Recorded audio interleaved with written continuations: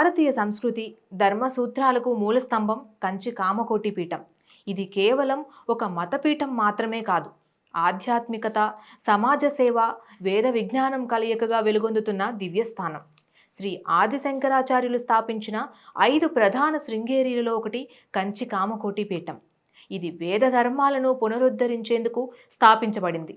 ఈ పీఠానికి ఎవరిని అధిపతిగా నియమించాలి, ఎలా నియమించాలి, అసలు ఎందుకు నియమించాలనే నియమాలను ఆదిశంకరాచార్యులు ఆనాడే రూపొందించారు. ఆదిశంకరులు రూపొందించిన నియమానుసారమే నేటికి కూడా పీఠాధిపతులు నియామకం జరుగుతోంది.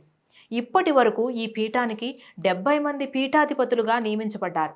ఏప్రిల్ 30వ తేదీన ఉత్తర పీఠాధిపతిగా గణేష్ శర్మ ద్రవిడ్ను పీఠం నియమించింది.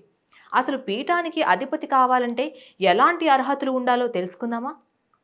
వేదాభ్యాసంలో ప్రావీణ్యం సంపాదించాలి. అంటే ఋగ్వేదం, యజుర్వేదం, సామవేదం, అథర్వణ వేదాల్లో ఔత్సాహికంగా సాధన చేస్తుండాలి.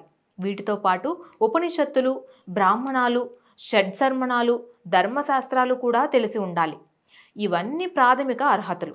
వీటితో పాటుగా సన్యాస ఆశ్రమంలో జీవించాలి. అంటే బ్రహ్మచర్య వ్రతం పాటిస్తూ సన్యాస ఆశ్రమంలో ప్రవేశించేందుకు స్థిరమైన మనసును కలిగి ఉండాలి.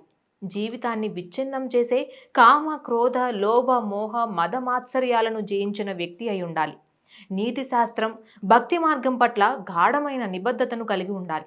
ప్రజలకు, భక్తులకు మానవతా విలువలు బోధించాలి. భక్తులను ధర్మ మార్గంలో నడిపించగలిగే ఆధ్యాత్మిక చైతన్యం కలిగి ఉండాలి. ఇవన్నీ పీఠాధిపతిగా నియమించబడడానికి ఉండవలసిన అర్హతలు. ఇక నియామకం ఎలా జరుగుతుంది అంటే, ప్రస్తుతం పీఠానికి అధిపతిగా ఉన్న స్వామివారే ఉత్తర పీఠాధిపతిని ఎంపిక చేస్తారు. గురు పరంపరలో కొనసాగుతూ ప్రస్తుత పీఠాధిపతులు తమ వారసులను ఎంపిక చేసుకొని శిష్యునిగా చేసుకొని వారిని సంపూర్ణంగా తీర్చిదిద్దుతారు. ఉత్తర పీఠాధిపతిగా నియమింపబడే వ్యక్తి తప్పనిసరిగా సన్యాస దీక్ష తీసుకోవాలి. అలా సన్యాస దీక్ష తీసుకున్న తరువాత అధికారికంగా ప్రకటిస్తారు. ఈ దీక్షాకాలం పూర్తయ్యాక పీఠంలో ప్రత్యేక పూజా కార్యక్రమాలు, అభిషేకాలు, వేద గోగాలు మధ్య పదవీ బాధ్యతలు స్వీకరిస్తారు. విద్య, ఆచరణ, ఆధ్యాత్మికత భావనలు ఉన్నవారినే పీఠాధిపతిగా ఎంపిక చేస్తారు.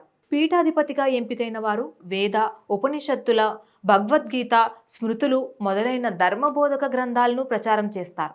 భక్తులకు ఆధ్యాత్మికపరమైన సంక్షోభాలు ఏవైనా ఉంటే వాటిని నివృత్తి చేస్తారు. వీటితో పాటు వేద పాఠశాల నిర్వహణ, విద్యార్థులకు వేదాలు బోధించడం, పీఠానికి సంబంధించిన పూజలు నిర్వహించడం, హోమాలు, యజ్ఞాలు, పూజలు, ఉత్సవాలు నిర్వహించడం చేస్తూ ఉంటారు. ప్రతి పీఠానికి ఒక ట్రస్ట్ ఉంటుంది.